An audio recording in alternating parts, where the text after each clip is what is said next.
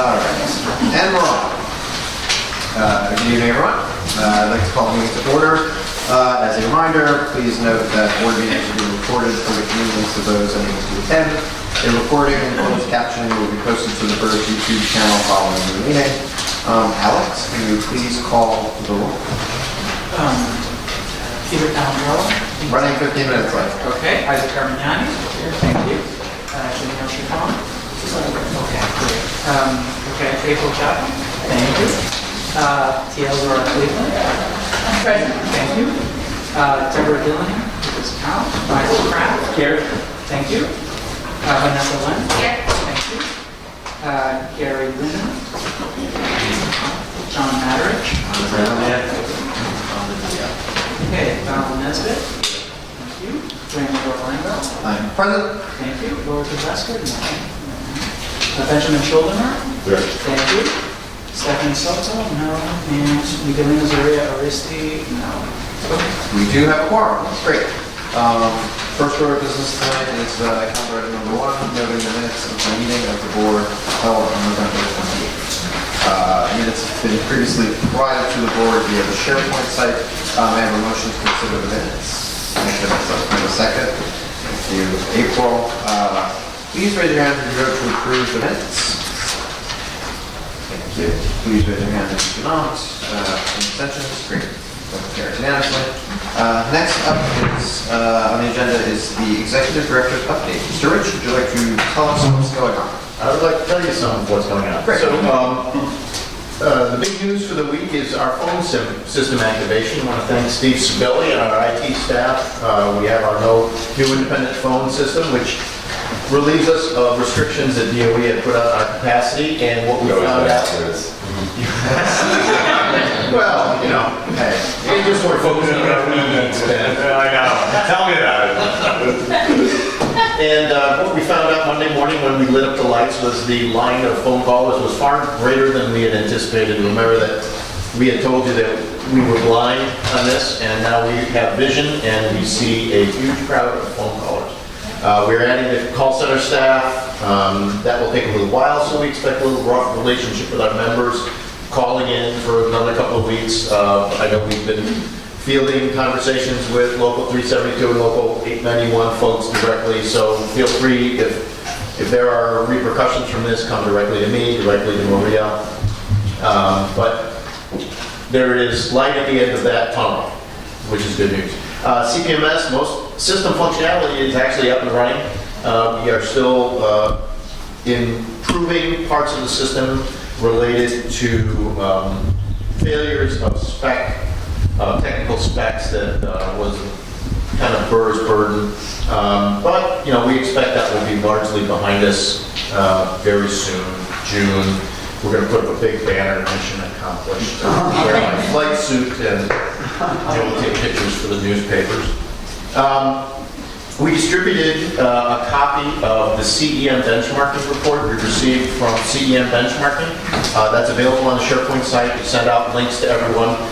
There is a copy of the executive summary in your green folders. I would ask you, if you don't review the 80 or so page full report, please review the executive summary, and so that you know what's coming at you. Page 10 actually summarizes some of our weaknesses in our service score. We actually score pretty well in terms of the number of transactions we do relative to our comparables, the cost of our operations relative to our comparables. And remember, this is 2016 data and still includes Peru.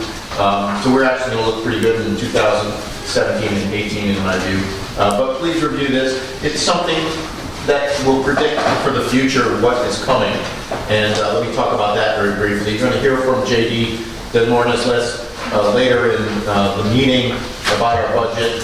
But our budget for the next fiscal year, which will begin July 1st, 2018, and we're moving that process up. You're going to see our budget proposal in January for voting for February. You should expect some system-related asks in that. CPMS will be behind us, but we still have some continued data correction issues related to payroll information that comes into our systems on a continuous basis. We are working on implementation of a new general ledger software system because Fundware has basically been retired by the provider of that software, so we are mandated to replace that. And referring back to the CDM benchmarking report, we expect to come to the board and ask for an investment in member self-services to significantly improve our customer-facing website and ability to execute transactions for members. It won't be as great as the CPMS budget, which I think as of the end of June will probably be about $28 million over the last 6 years. But it's going to be a very important part of improving our customer service and actually creating more workflow efficiencies in the operations of BERS as an institution. But that's a forecast for January, February. We'll have far more information for you then. And I would ask you to review the CEM benchmarking report prepared for that. And that's it for me, Mr. Orlando. Mr. Rich neglected to note that BERS annual holiday party is Friday. That was the first thing on my list. Thank you. 6 p.m. at, I believe, the Marco Polo Ristorante. Yes. So if any of you would like to drive by, say hello, please feel free to. I think that means I'm worried about the bar. This is being taped. Thank you very much. All right. Thank you, Sam. Okay.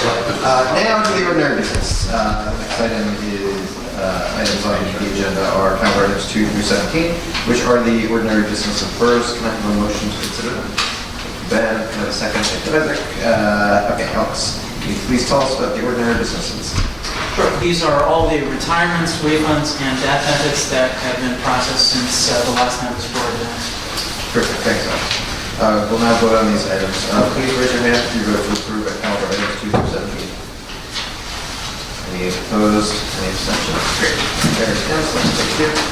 Next up, calendar item 18, authorization to recast the administrative budget for fiscal year 2018. Is there a motion to consider calendar item 18? Thank you, Vanessa. Second, thanks, Ben. JD, would you like to tell us about calendar item 18? Yes. Thank you.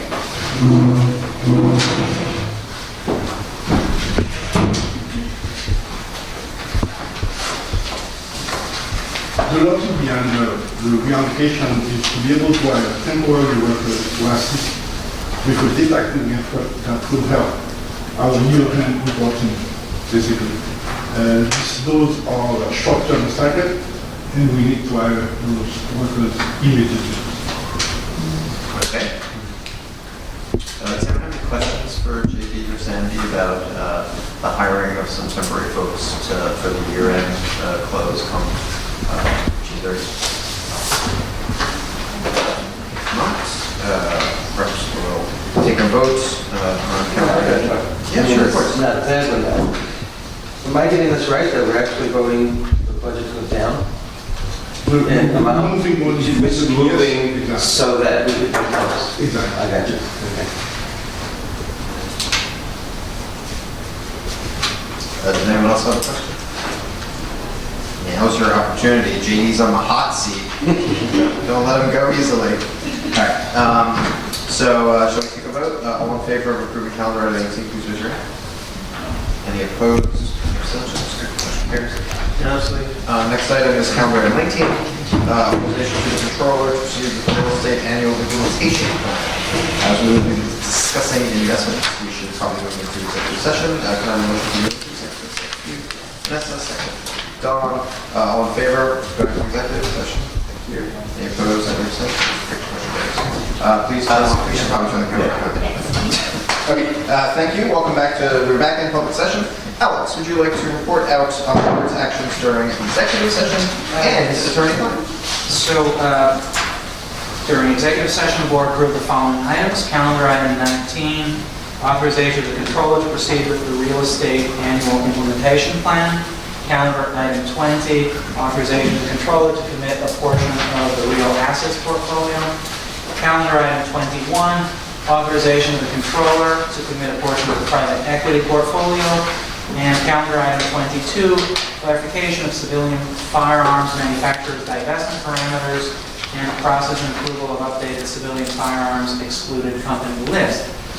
The board also entered attorney-client session and approved calendar item 3, authorization to the law department to commence litigation on behalf of the system.